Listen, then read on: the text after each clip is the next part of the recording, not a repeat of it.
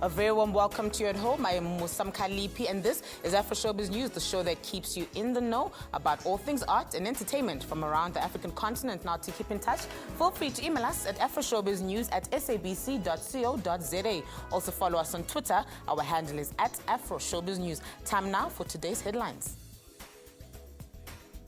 African art is making a mark at this year's Venice Biennale, where 136 artists from different countries are showing off their artwork. Africa Month celebrations are still in full swing, and what better way to celebrate being African than with fashion? And two music legends team up to produce a song against xenophobia.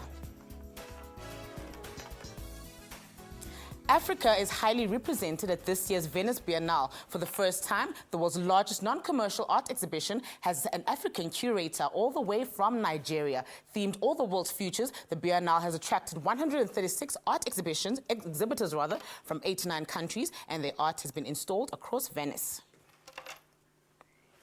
The timeless architecture of Venice, a city in northern Italy, draws visitors all year round, but when Biennale opens, numbers shoot up. Nigerian-born Oku Anazo is an art critic, editor and writer who has spent most of his life immersed in the world of art across Europe, America and Africa. What we see in the Biennale in terms of the work of African artists here is a richness of the imagination that exists on the continent.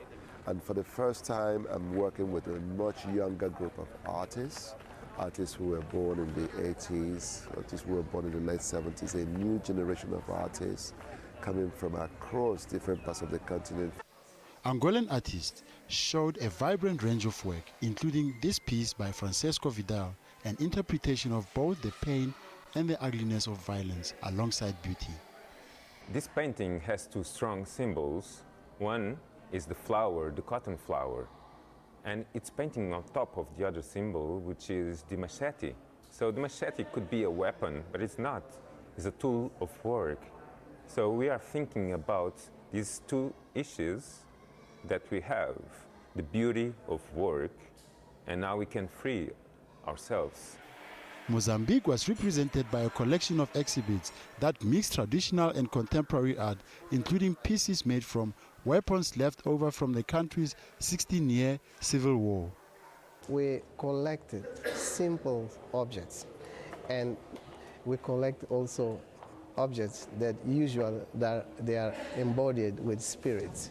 They are used for divination. And we saw that within these objects, there's a kind of expression that we can find in sculpture, in painting, in, let's say, even in literature. We can find too many books written about the functions of these objects and the meaning of this object in the cycle of life.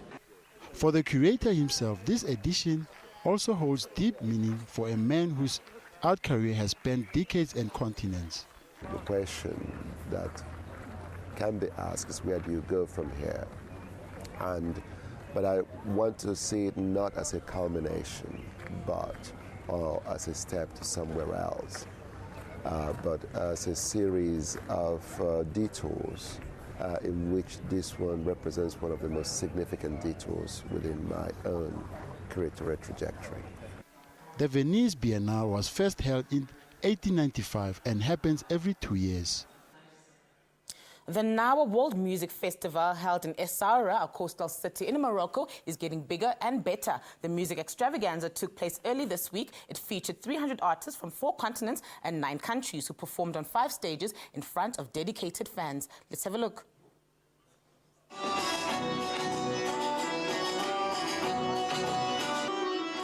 Fusion sounds of jazz, pop, rock and contemporary world music filled the air, serenading music lovers attending the festival. But it's the sound of the Gnawa music and culture that made this music extravaganza extra special. The festival brought together tens and thousands of people from different parts of the globe who relished at the performances of 300 artists from 4 continents who graced 5 stages. The 4-day festival was also a platform for new artists who wanted to make a name for themselves. The event has raised its profile and organizers have asked UNESCO to consider it as an intangible world heritage. The process is expected to take up to 2 years. This year, the festival opened with a concert by Malem Hamed El Gasri, who was later joined on stage by the acclaimed Afghan musician Humayun Khan, a regular guest at the festival. It's a very spiritual experience. Every time I sing with Malem Hamed El Gasri, it's because it's two sacred traditions coming together. And there's a lot of magic that happens, and for me, I learn so many things every time I collaborate with him. I become a student. Omar Hayat, one of the pillars of Nawa music, was happy to share the stage with Sony Troop Quartet from Guadeloupe.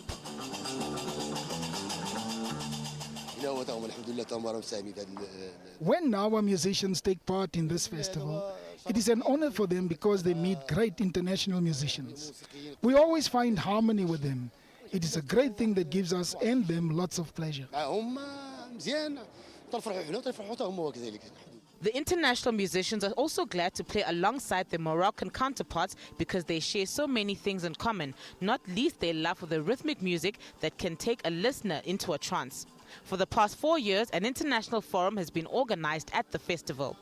This year, the forum was devoted to future of the African continent, and the theme was about African women and entrepreneurship. Most of the speakers spoke about the gains African women are making in the continent, but also about the resistance to changes in societies that remain patriarchal and against the emancipation of women despite their multiple roles in their societies. The festival acts as a platform and a meeting point for music and dialogue between foreign artists and the Gnawa musicians. The event also benefits Essaouira and its residents, with the financial turnover for hotels and businesses. Campaigns and Advocacy Organization One has embarked on yet another campaign. This time it aims to empower women from all walks of life to uplift themselves. With an entertainment twist and a poverty is sexist slogan, One brought together various female musicians from around the African continent to collaborate on a song titled Strong Girl. Now to talk to us a bit more about this campaign is Dr. Sipho Moyo. But first off, let's have a look at this.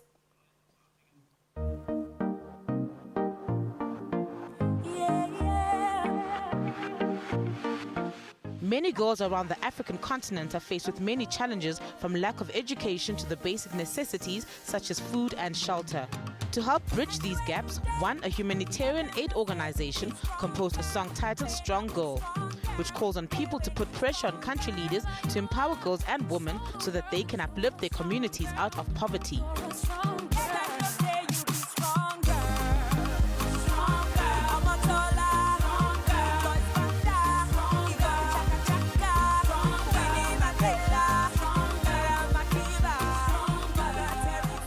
Strong Girl features vocalists such as Wage Victoria, Gimani, Vanessa Md and Judith Sapuma, among others. Released earlier this month, Strong Girl is part of the One's Poverty is Sexist campaign, which calls for investments to overcome the barriers that affect women, be it in education or health. One's call to action is already supported by 36 of the world's most beautiful women, including Beyoncé, Meryl Streep, Lady Gaga, Angelique Kidjo, and other leading women from around the world of business, arts, politics, and activism. The advocacy group is also asking people on social media to get involved in their campaign by posting photos of themselves flexing. And now joining me in studio is Dr. Sipho Moyo, who is here to tell us a bit more about the campaign and the song Strong Girl. Hello, Doctor, and welcome to the show. Thank you, Musa. Thank you so much for coming. So the campaign slogan is Poverty is Sexist. Tell us a bit more about what this campaign is all about. Thank you for the opportunity. So the African Union has declared 2015 as the year of women's empowerment. This is also the year when the world leaders will meet in New York at the General Assembly in September to decide on the new development agenda.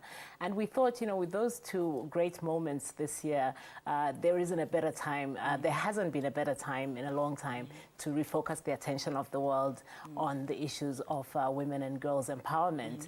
So which is why we really sort of started this campaign. We published a report a month ago, about a month ago called Poverty is Sexist. And the idea behind the report really was to do the research so that we really get the facts and what the challenges that women are facing. And what we found through that research is that actually the barriers that militate against women tend to be structural. So whether you're talking about, social, cultural, economic, political, and sometimes even legal, they are actually structural barriers. What we find, for example, is that women are dying in childbirth. An African woman is 100 times more likely to die in childbirth in Africa than a woman giving birth in Europe, for example. When you look at the burden of HIV and AIDS in health, sticking with health, you find again 60% of the burden is with women and girls, whereas only 40% is with men. So, no matter how you look at it, you find that, women are really sort of disadvantaged significantly. Last year, we did a big campaign on agriculture, and we found that the women farmers, acre for acre, are producing less than the men farmers. And that's because they have less access to credit, because they don't own the land they work on, so they don't have the collateral that enables them to get credit. And, I can go on and on and on. The statistics are just, really mind-blowing from sector to sector. So this campaign really is about raising the awareness, first of all, getting people involved, but also more importantly, getting the attention of our leaders. As a campaign and advocacy organization, our job is really to fight extreme poverty by influencing policy change. And with this campaign, what we're really looking forward to is that, first of all, when our leaders, the African leaders, meet at the African Union Summit in June, which is just a few weeks from now, that they really come up with a strong declaration in favor of women and girls, given that this is the AU's year of women's empowerment. But also would like to see that the new development agenda is approached with a lens of women and girls when the leaders meet. Can I maybe just interrupt you there, Jock? I sorry, apologize for that. But then let's talk a bit about the song, because you brought together a whole lot of female artists from around the African continent. Why did you specifically decide to go with these women to come and be part of this campaign? Brilliant. So the way we run our campaigns, really, we involve everybody. So, we involve the policymakers, we involve the grassroots. We're a member-based organization with 6 million people, and we love to work with the popular culture because we think everybody has a role, really, in changing the world. And the reason we work with artists is that, you find that they have such a strong fan base, whether you're talking about their Twitter followers or their Facebook friends. And, they're such a great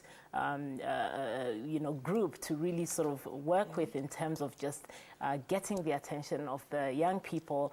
They have these powerful platforms, powerful voices, and then we brought together, really 8 of the most amazing young women in Africa who really can help to galvanize the voices of young Africans on these issues that are really crucial. I mean, education is a big problem in Africa. The video just showed a young girl trying to go to school, and what you find that, first of all, if parents have limited resources, they'll send the boys to school and not the girls to school. And if the girls are lucky enough to be in school, they spend the whole day fetching firewood and water. By the time they're ready to do their homework, it's dark and they're tired. So working with the artists really is a way of galvanizing attention, getting the young people to get on board with this campaign and help us to convince our leaders to really begin to pay attention to the challenges that women and girls face as a way of actually harnessing the entire potential of our economies. We're not going to transform African economies by leaving half of the population behind. All right, Doctor, I would love to expand on this, and I think this is a big topic that needs to be discussed further, but time is up for now. But thank you so much for joining us. Thank you for having us, Musa. You're most welcome. Time now for a quick ad break. Stay tuned.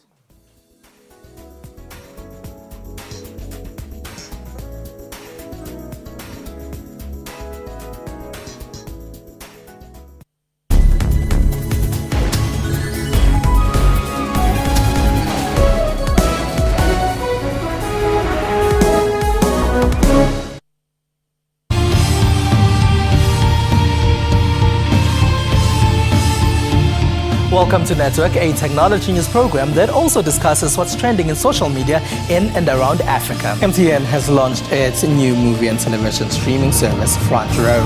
If it's trending, we will find it. That's Network with me, Spumelele Zondi, every Sunday at 7:30 p.m. only on the SABC News Channel.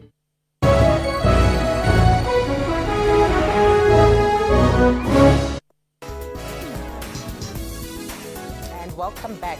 Now, what a better way to celebrate Africa Day than fashion? Top South African and Pan-African designers took to the ramp to celebrate Africa Month by showcasing the best designs of emerging fashion designers from across the continent. Initiated by the Department of Arts and Culture and SA Fashion Week, the We Are Africa Fashion Spectacular included a strong fashion component in recognition of the powerful South African fashion culture that has developed over the past 21 years. A fashion spectacular, distinctly African, showcasing and celebrating the best of top and emerging African designers from Cape to Cairo. I believe Africa is one of those forces that's really out there, and a lot of designers from Europe and all over the place, they come here for inspirations.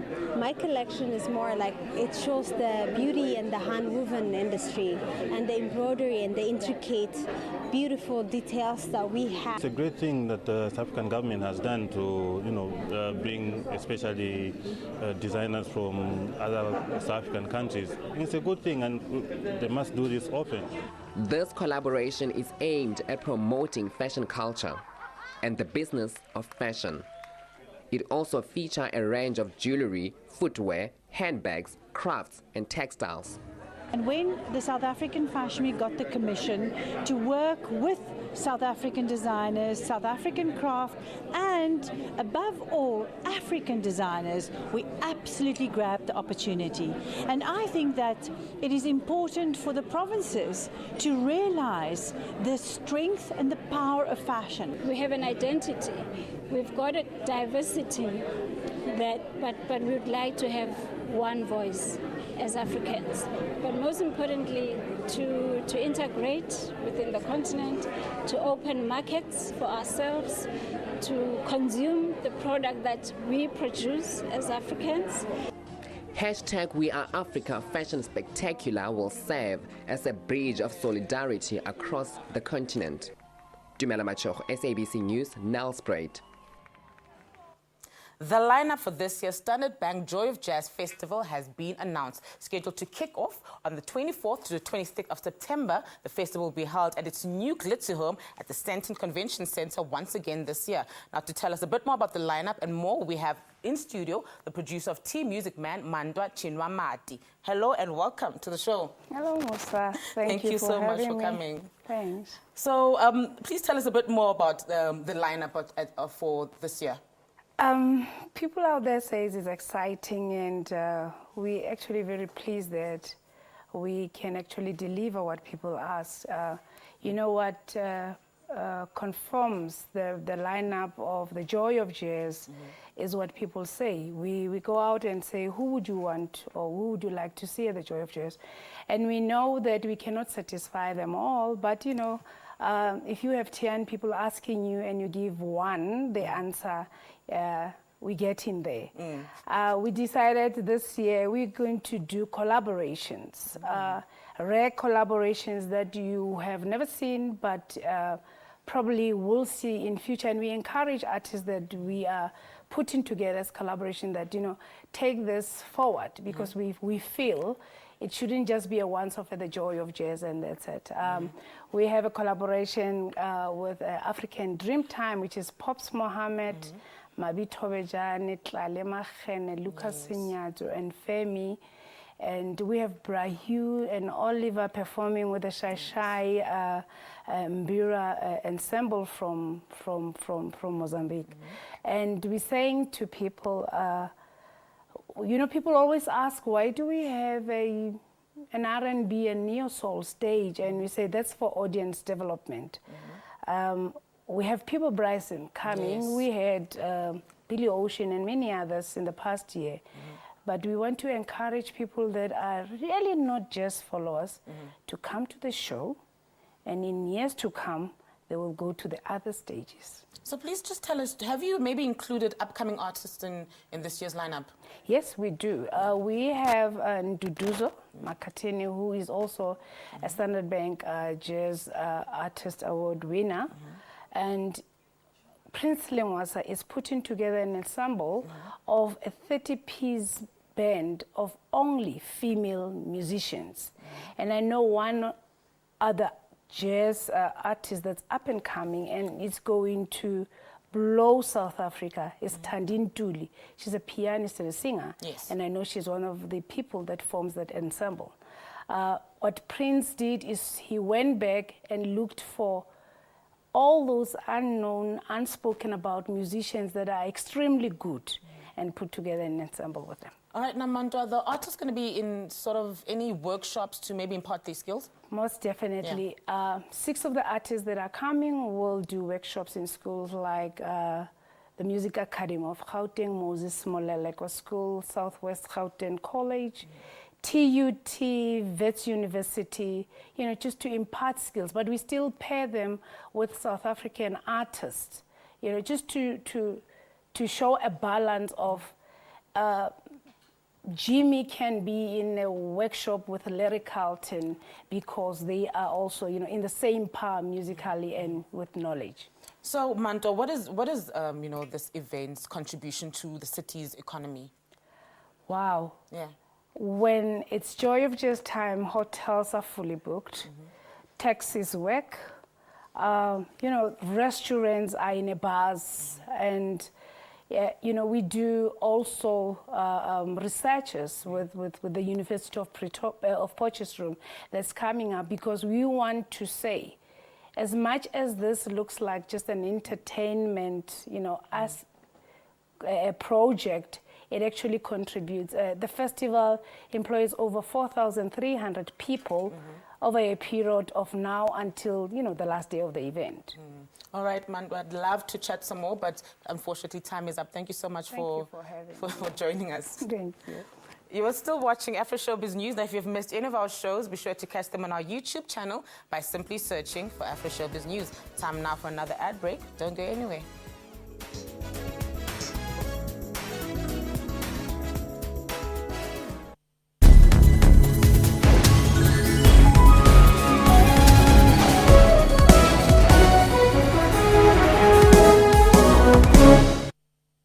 Information-hungry viewers stay with SABC News, as issues on the West are different from issues on the East or here in Johannesburg. So it is not surprising that people who follow the news know that there are 2 things for sure: that anything can happen, and SABC News will tell you when it does. Because we keep the nation fully informed. We are SABC News.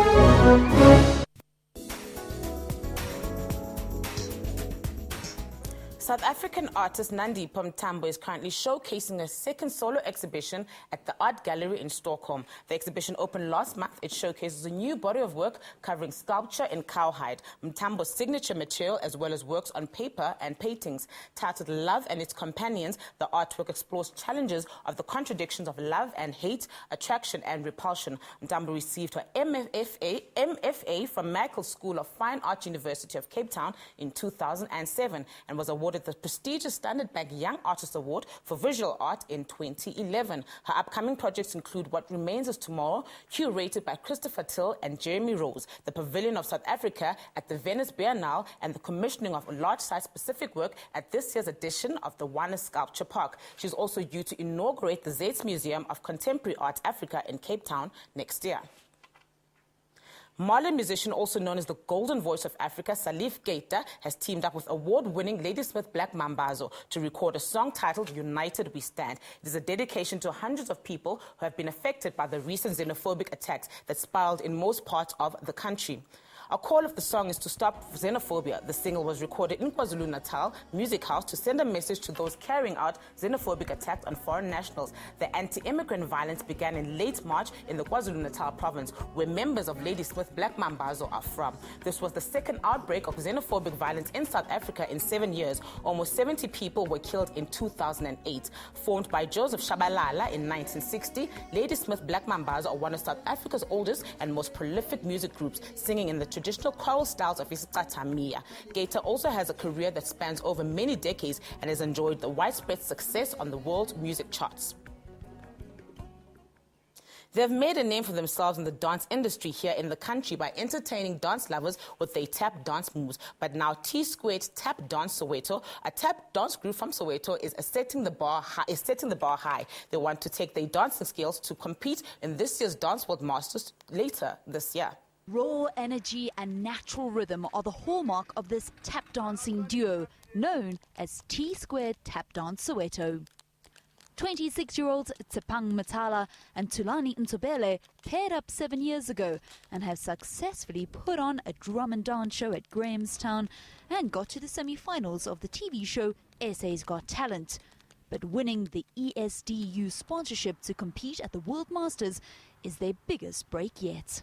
You basically have more than 15,000 converging in Porridge, Croatia, to be part of this competition, as well as to take partake in workshops, as well, just form part of the audience. This is where we basically crown world masters in various dance categories around the world.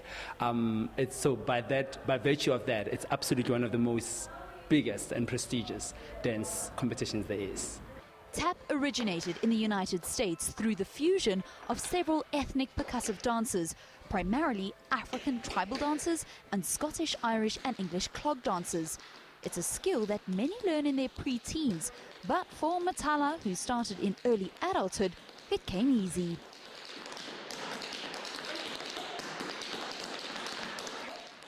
As an African, you gotta be, the dance is in you. When you're born, the rhythm is already there with you. You know, music and dance is what we live with. You know, when we said it's music, when we're happy, it's music and dance. You know, music and dance just explain the continent Africa. And this is what informs the style they hope will captivate the judges. We're coming with a South African style, you know.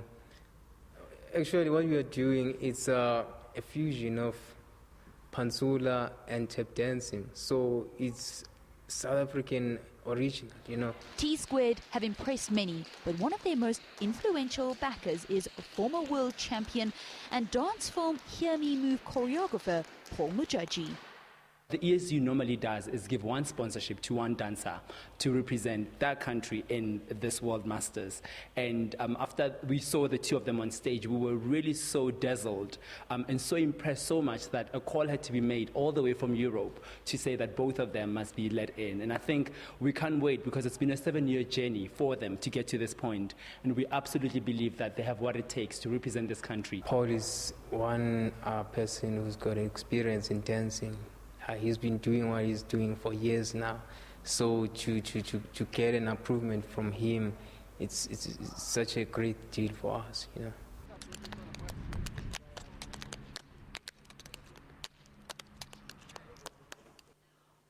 We have now come to the end of our show, but be sure to catch the repeats every Sunday at 2 a.m. and again at 1:30 p.m. We'll be playing out with the one campaign song titled Strong Girl. From me and the rest of the Afroshowbiz news team, thank you and goodbye.